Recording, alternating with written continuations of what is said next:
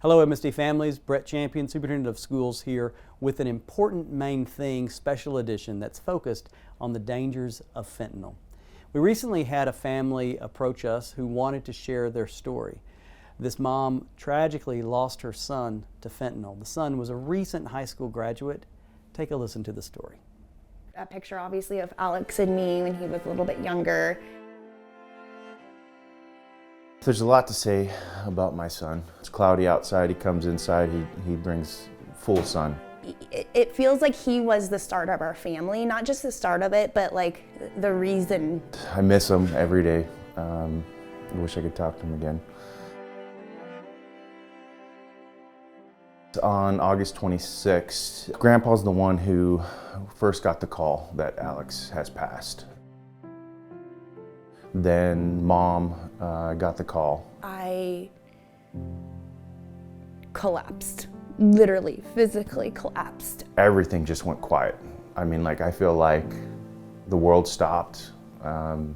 Like I can't even hear the motor running in my truck. You know, when people say they can't imagine, you truly can't imagine. It is the worst ever. And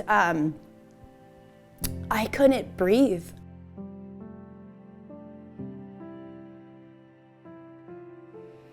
While they take it serious and I know it hurts the investigators and the medical examiner to see a 19-year-old pass, it's also a common thing now, unfortunately. We knew Alex smoked weed. We knew that he had some drinks with his friends sometimes.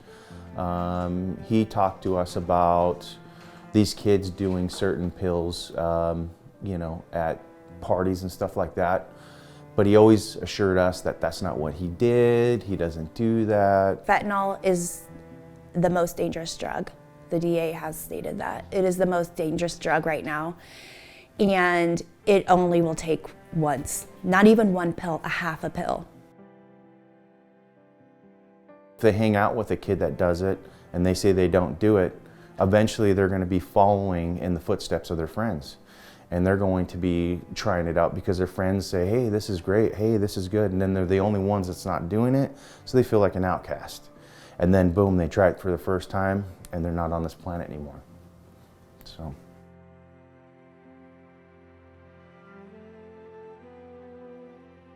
We created Alex's story, which is a foundation to create awareness and prevention in fentanyl.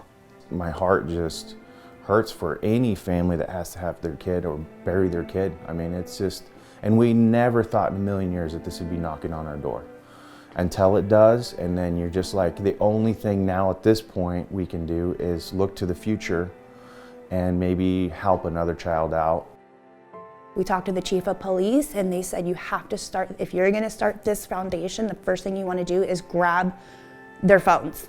The social media, I think, is a big part of, you know, this whole thing of drugs, because kids can order fentanyl, any kind of pills on Snapchat, Instagram. There's no playbook, right? And it's impossible.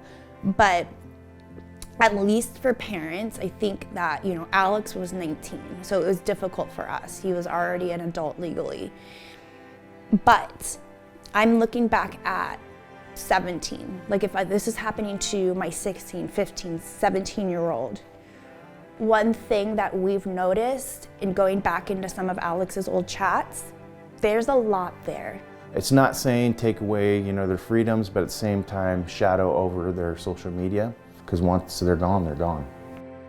I just don't want people to have what they have left of their son in a box.